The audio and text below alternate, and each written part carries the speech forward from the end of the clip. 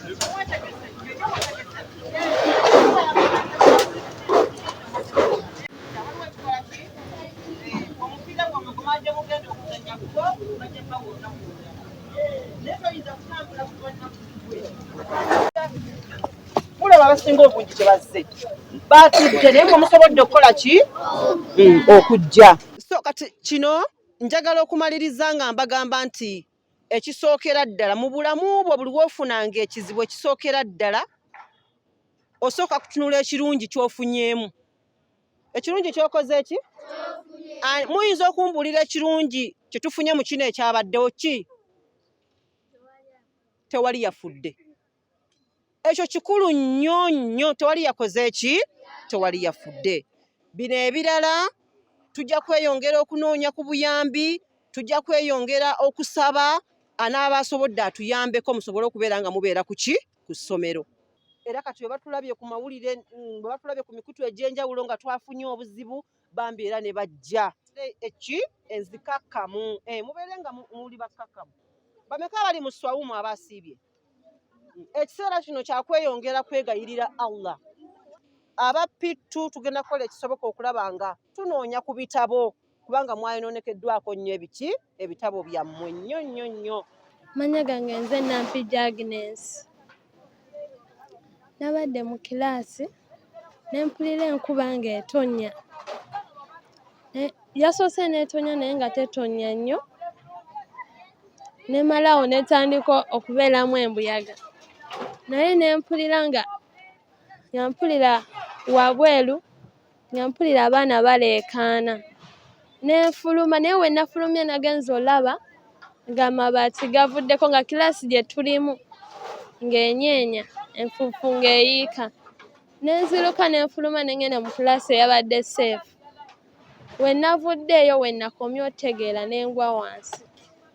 Nagenze okuddamu otegeera ku ssaawa 4 nga ndi ku kitanda. Naye kati nseewuya bulungi, omutima gukuba nnyo. Nina obuzibu mu kussa. Mannya gange nze Nafuna Ashrat. Nsoma mu P4. Nabadde mu P7 amabaati ne gavaako. Omuti ne gunkuba, omwana yabadde ankutte. Ogwankubye ne mugamba leka mpitewo. Ne nfuluma ne ngenda abasomesa gye baabadde. Nga mpulira bubi nga neeraliikiridde. Nga muto wange ali waka nga naye mulwadde ate nga nange nazze ndi mulwadde. Essaawa zino mpulira bubi, omutwe gunnuma. Amannya agange nze Ajasman Situkafumbirwango nga ndi omu ku baasomerako wano mu ssomero lino. Ate era guno si gwe mulungi ogusoose essomero lino okubaako amabaati. Nzijukira bwe twali oba kyali kibiina kya 2 era gaavaako okw'omulundi. Naye mu kiseera ekyo abaana baaliwo batono. Naye ekizibu kye ndaba olwaleero kye tugenda okufeesinga y'embeera eriwo mu bazadde, kubanga abazadde baamala dda bagamba nti tebasasula ssente. Ate gavumenti n'olwaleero obuyambi obujja tetubusuubira nti bunatusobozesa okuzzaawo essomero nga bwe liri, kuba abaana ku bwabwe bangi at the moment, kubanga ebibiina biri 3 nga bwe mubiraba ebyavuddeko completely. Naye ng'ate ebibiina ebyo ebyavuddeko bye bisinga okuba n'abaana abangi, P1, P2 ne P3, abaana 3. Okugyawo nga tufunye bagwabi ba buyambi ne batudduukirira, ne gavumenti naddala municipality gye tulina okukubira omulanga kuba yeesookerwako. Naye ekyokwewuunyisa tetunnabalabako essaawa eno wadde twabategeeza ggulo, naye tusuubira ndowooza bateekateeka bajja tutuukako essaawa yonna. Yes, my name is Isaiah. I'm a resident of Kiwango Namwezi, just a neighbor of this school. It is so unfortunate that last evening we were hit by a very, very strong storm, and that storm did a lot of damage, not only in this school but in the entire community. A number of electric poles were uprooted, a number of people's roofs were taken up, but specifically the greatest damage we had as a community was this school. This is one of the oldest schools we have in this parish. It's the oldest, I must say. It's been here for over 40 years. And not so much has been done to fix this school. The structure, as you can see, is a very old structure. It's a structure which was built by the community. There was not very much input from government, but eventually, as the community school, government took it on. But now, with this damage that we see, I think there's need for an urgent attention from government. This roof needs to be replaced, but also basically when you look at the entire roof of this school, it's very old. We are not only talking about that which the wind blew, but the entire roof of the school needs to be redone. Erinnya Nsubugandawula Stephen, Chairman Kiwango Namwezi. Mu mbeera eno eriwo twakosebwa kinene nnyo era tulaba n'abaana bagenda kufuna entaataaganya nnene nnyo mu by'okusoma. Era mu byonna twebaza Mukama Katonda nti tewaafunyeyo omwana yakosebwa, ne tuba nti ebizimbe byayonoonese naye nga tetulina mwana yafunye buzibu. Naye ate nfunyemu enyiike mu mutima eri abazadde abazaala abaana bakedde ne basindika abaana ate nga baategedde nti ekizimbe kyamenyese. Kuba buli muzadde yandigenze okusindika omwana agakangende naba omwana agenda okusomera. Naye abazadde basindise busindisi baana tebataanye kukola ki kujja. Kwadde essaawa eno waliwo abaana abali mu kusoma, abaffe bali bweru, tuli mu kiyongobero olw'ebizimbe.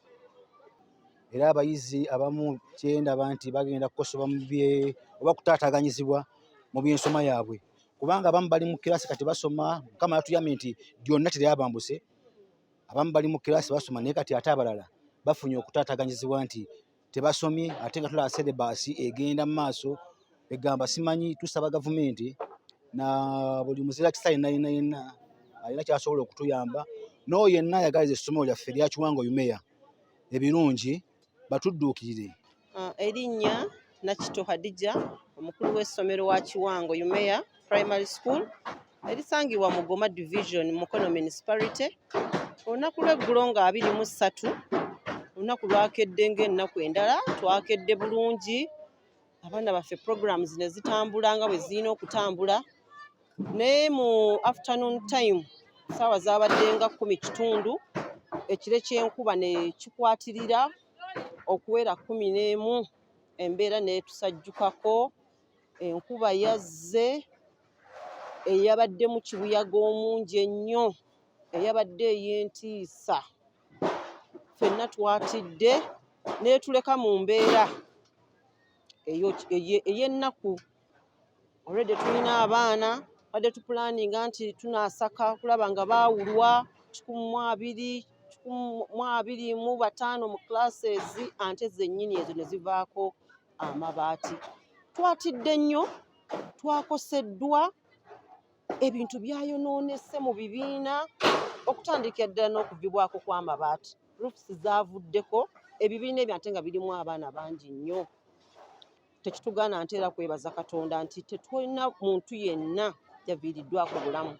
Abantu bonna baasigaddewo, abasomesa baakoze omulimu gwa ttendo kumaakuma abaana, baakaabye era ng'abaana abato baatidde nga tetumanyi kiddako. Amabaati baagalonze bulonzi mu bisaawe eby'enjawulo, mu bifo eby'enjawulo, era nga bwe mulaba embeera. N'essomero lya gavumenti abaana basasula kasente katono ddala ka kunywa buugi, ate okulaba nga tufunye obuvune obufaananako bwe buti.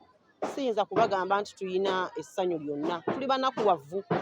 Newankubadde ng'obulamu bwo Mukama yabutaasizza, tuli banakuwavu nnyo nnyo.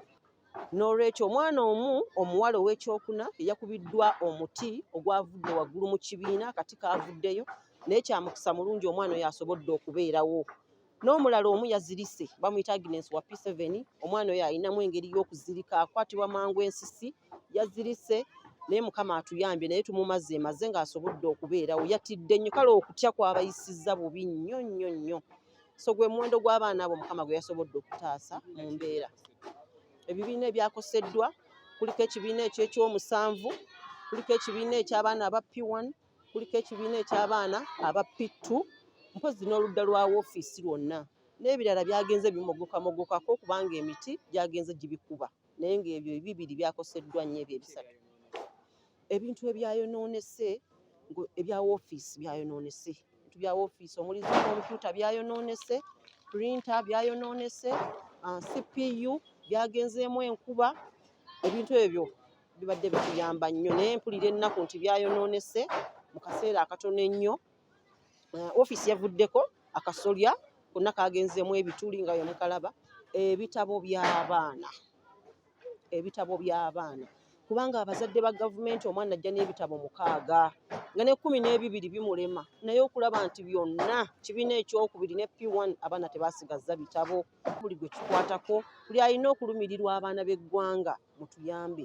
Amabaati gonna gaatugenzeeko, obusolya bwonna bwatugenzeeko.